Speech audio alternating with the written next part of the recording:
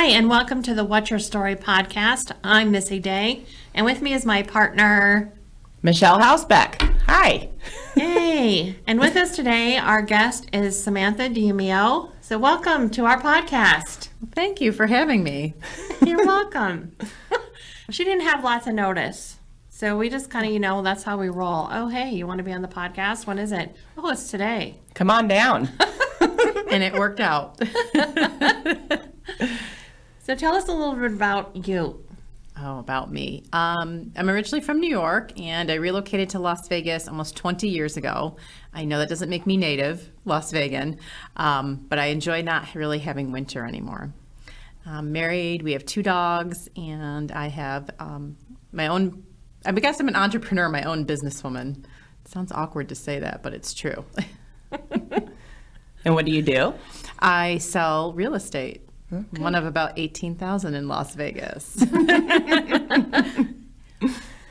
I know that you just, it's an accomplishment for you, I would say. You just got done going through the What's Your Story Academy to learn how to tell your story.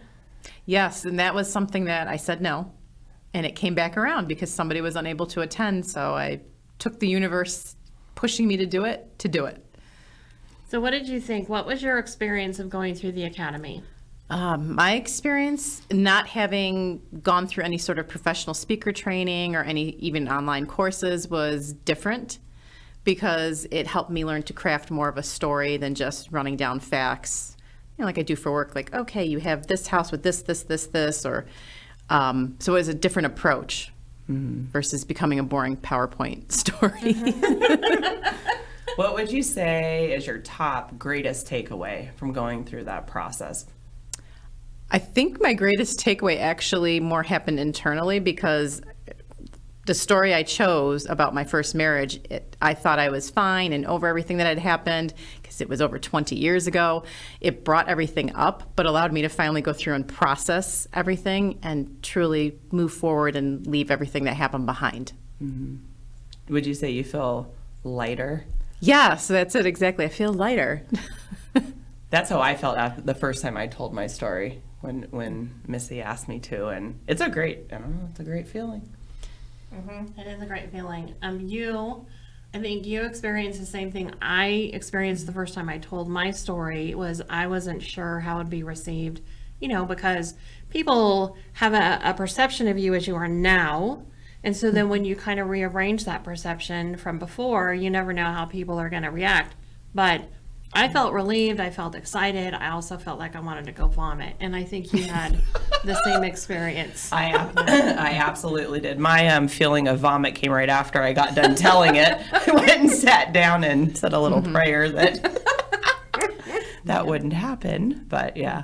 The first time it wasn't the I need to vomit feeling. It was more I felt my heart was pounding out of my chest, and I was wondering, can they see this? Like the cartoons, the old cartoons. Was it Bugs Bunny used to have the heart pounding? And so you have 2 speaking things coming up. So Monday, you're going to be speaking at Like Minded Lunch. Yes. And so she read me what she's going to say, and it's totally different than what she did at the graduation. It's even better. There's a little smidge of the original story from the What's Your Story Academy. Is it, I don't want to give it away because I think I might know, is it themed around what you were talking about before, what's coming up this next week? Yes, it is. It okay. is. Okay. If people look at a calendar, they'll figure it out. Yeah, it's a great story. And then you're going to be one of the main speakers for the What's Your Story pop-up May 4th. Yes. Oh, wait, Maine? That's news. Wow, I'm just learning all sorts of stuff today. I literally wasn't just dropped off into Vegas today, but... Well, if you haven't met Missy yet, she voluntold you sometime, so... Yeah. I already knew I was speaking there, so didn't realize it was a main speaker. So how do you feel about that?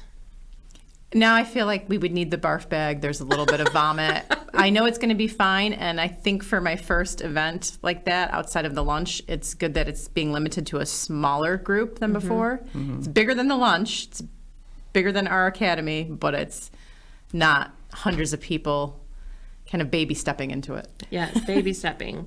Like in some ways, even though she did great, Dara, I felt kind of like, I don't know, at the time of What's Your Story, the actual event when she was up on stage, I was like, wow, there's nothing like taking somebody in the middle of the academy and saying, here, you're going to go on the big stage in front of 90 people. Yeah. Oh, I missed that one because that was the Friday night of the event and I was unable to make it. So I did miss hers. Yeah, so baby steps is good. Yes. Yeah. There's still the nerves though. So do you enjoy public speaking now, would you say? Or storytelling? I don't know if it's fully on enjoy yet. I think there's still a lot of nerves.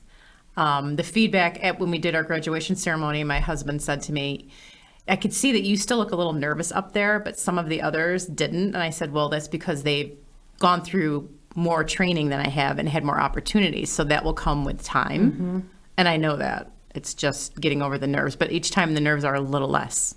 So that's good. Right. Well, I gotta say, I'm really proud of you because you went through the academy, you stood and told your story, and you're continuing to do it. And that's the best way, right? To get comfortable. And you're is the always best gonna way. have nerves. Yes. Yeah. Yeah, I think if you don't have nerves and you don't care, and you should not be speaking.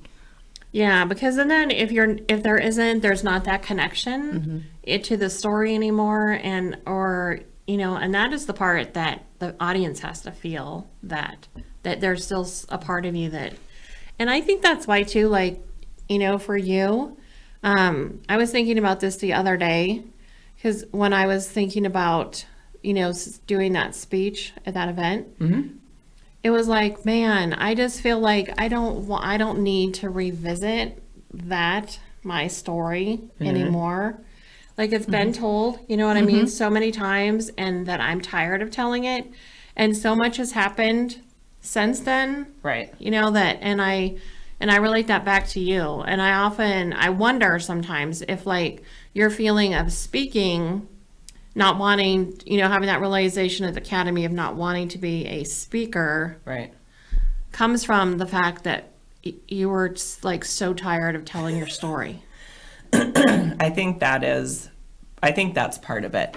Or at least, so I came to the realization during the academy, which is fabulous, that I didn't want to be a paid professional speaker.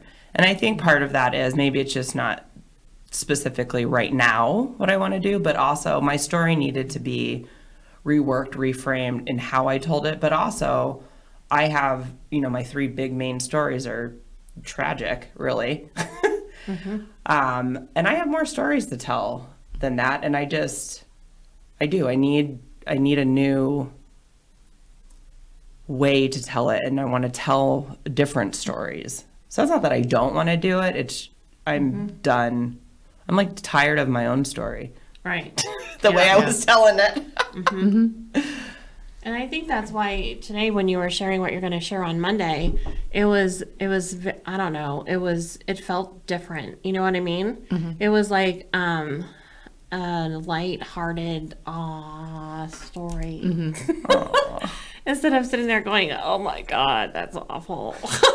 Right. I mean, everybody's had something awful or tragic in their lives, and it is part of you, but Right. there's also a lot more, and especially because that was in between 1999 and 2001. We're 20 plus years past that. So I'm different now, which is Right. good. Right. Yeah. I think too, what I've realized, and you and I, Missy and I kind of talked about it, is, time and place. So a certain audience obviously deserves maybe a specific story. And then there's more general where you want to impart value, whatever the value is that you want to impart. That could be maybe more lighthearted or a different story that you tell. It's kind of not for me, I had the three big things in my life. And I would like to reframe that. Yeah. The only thing I think this time that I probably would retell the story is if we have What's Your Story at Greg Laurie's church, because it's pertinent to the location. Yep. You know what I mean? Otherwise, I don't feel like the need to share that anymore. Yeah. Do you feel Right. that about your story? Ironically, even though I haven't shared it a lot, the Academy made me realize, I don't know if I want to keep sharing this story. But as you said, Michelle, if there is a time and a place, Right. absolutely. But I feel like there's a lot more to me than just that. Right. Yeah, and there's a lot more to you than just that. And that's a perfect way to, to put it. It's interesting. I work with the nonprofit Adam's Place, and the founder shared her story, of why she founded it for years and years and years. And I remember her saying at one point, I'm so sick of sharing my story. It's not about me anymore. It's about the kids that we're here to help. And I thought, no, you should be sharing your story. But now I understand that. Yeah. So I'm not going to be there Monday, unfortunately. Can you give us like a teaser, and especially for anybody else out there? Oh, well, the teaser would be, since it's Valentine's Day next week, I framed it more around love and an epic love story, and my desire to have an epic love story, and the pitfalls and the stumbling blocks I met in between, and that I ended up with an epic love story, but not how I envisioned it when I was a little kid, hearing family stories of how family members met. Oh. Well, you're going to have to tell that again, because I want to hear it. Maybe we'll actually record it this time. Yeah. Although we can record it. It'll be a lot more background noise in the restaurant. You can though. share it in, that's a good point. So Craft Kitchen, so we love Craft Kitchen here at What's Your Story? And they just opened yesterday. They took over half of the next door, what was that, PT's Pub. And so they have a full bar now. The restaurant's huge. And I'm not sure what they're doing because the little private room now is in the middle of a great big restaurant. So I don't know what the sound's going to be like now. But I think they're going to be expanding that eventually. So hopefully, it won't be crazy loud, so we can record some of it. Yeah. Or you're just going to have to get another speaking gig. I was just going to say that. We'll just have to do it again, because it's going to be lunchtime at a restaurant. So I'm sure it'll be noisy. You could do it at the Mastermind. That would be different. Oh, there you go. Stacy will keep time for us. Oh, I have an idea. Even though it's virtual, she could come and share this new story as a module or something at the academy. Well, that's a great idea. That would be cool. There you go. You got Kind of another like one. almost like a mentor program from someone who's already gone through the academy. That's a good idea, actually. Oh, there you go. You never I like know what's that. going to happen. Mentor. Yeah, like John did when John Lundell came in and shared. Yes, and shared that story that had us just all on the edge of our seats. And there was a big fat lie. John. Mine is not a big fat lie. Did you pick a word for this year? I did. I picked passion. It was passion. Okay. We went from 2023 was love, and then I upped the stakes by a lot for 2024. What does passion mean to you? Well, to go back to the 2023 and doing love, it was more loving what I do, loving myself, loving people in my life, just being more loving, coming from a place of that instead of just going through motions. So, well, it's, that's not perfect yet, but I thought, let's step it up to passion, because that's more of an intense, if it's something like work-wise, it's getting you out of bed in the morning, almost like you don't even need an alarm. If it's not passion like, movie romance, those type of scenes necessarily, but it's just being passionate about what you do, about how you feel about yourself, because I've learned if I don't really like myself that much or feeling not so great about myself, then that's when some of those not so nice dates came into play. Because you don't have a worth. Knowing your worth is everything. Yeah. Oh, I like that. What's your word? Joy. Yay. Yay.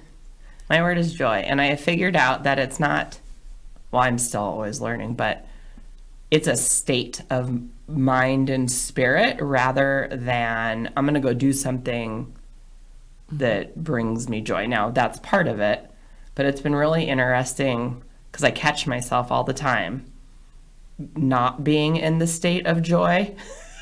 And it's like a challenge to myself. It's a fun game I play when I'm like not in that state at all, like the opposite. I'm like, can I get myself back? Can I find joy in this situation right now? What's your word? My word is, it's right here. It's receive. Receive. Because last year, my word was move, and lots of things moved and changed last year. And so this year, I wanted to be in a place of receivership for all the things that changed and grew last year. How's it going so far? It's going amazing. I think for your word, passion, I think once you finally let go and lean into what your passion really is when like doors start opening like crazy, and it's almost like trying to drink from a fire hydrant. And it's like, then you're like, okay, so my word's received and this is going like a lot. And so, but you don't want to speak anything negatively, like, oh, maybe this needs to slow down, or maybe this needs to, like, whatever, because you don't want to do that either. So you're just like, okay, buckle up, sister. Yeah. And I think it's allowing yourself space too to feel what you are passionate about. And like, oh, I'm not supposed to feel that, or man, I really wanted to feel this way. Like, just to allowing instead of this is what you should do and this is how you should feel. You're going through that a little bit right now. Sometimes I think I've always gone through that, honestly, a little bit, because it's like, oh, I mean, and like I said originally in my first story, there are things that you should do that are good, like not going out there and committing crimes, but sometimes it's like the shoulds, like, oh, you should do it this way, and this is what your steps in life. Well, maybe that isn't right for me or for you, and just because it's what you should do doesn't mean that it's the right thing to do. Right. Somebody said a quote about you. Oh, I don't even know who said it. Don't should all over yourself. Oh, I've heard that before, yeah. Yeah. So if there's somebody watching the podcast and they're thinking, several things. I don't have a story. How come I don't have a story to share? Or if somebody that does have a story feeling like, oh, I'd be too afraid to ever share my story, what would you say to that person?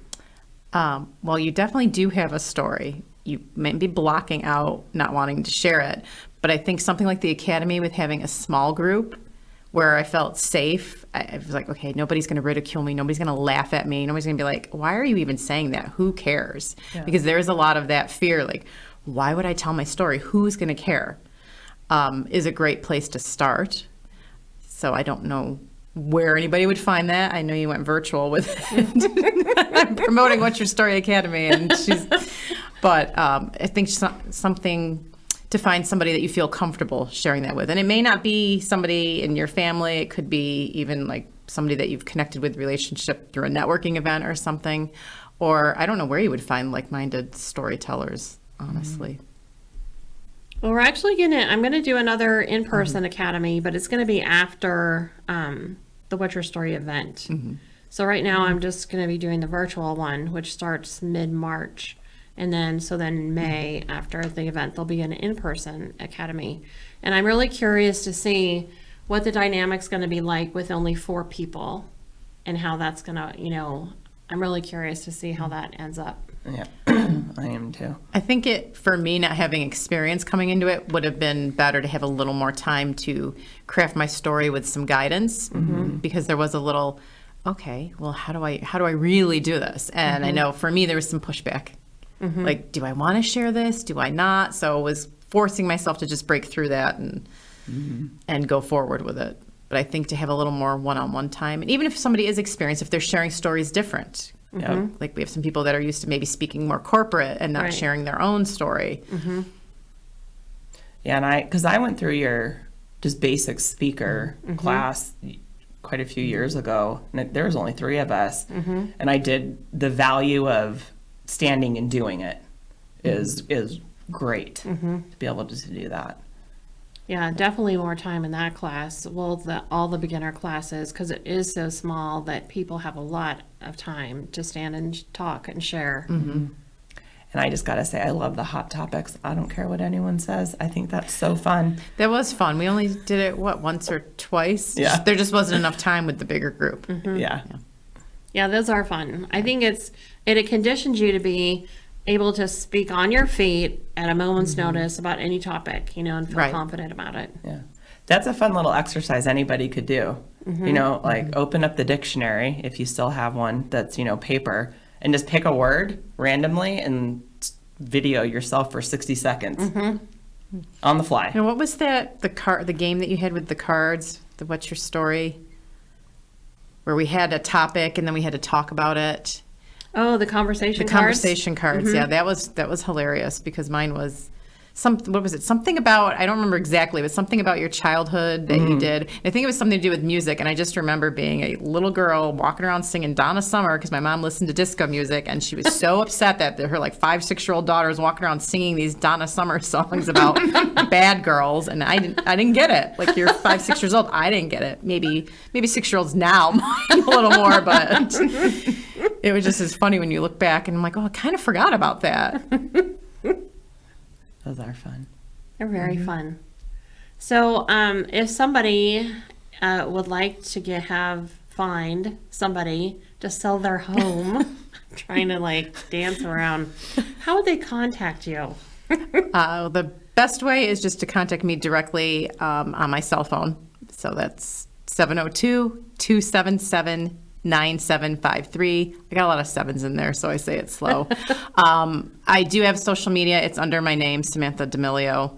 I do respond to messages. I don't always post on there a lot, so we're working on getting better with that.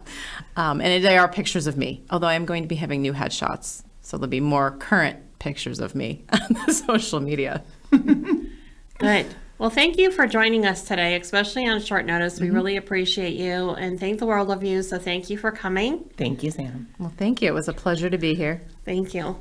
And thank you for watching and supporting our podcast. If you see the link, please like, comment, and share. We would appreciate it. And we'll see you next time. Bye.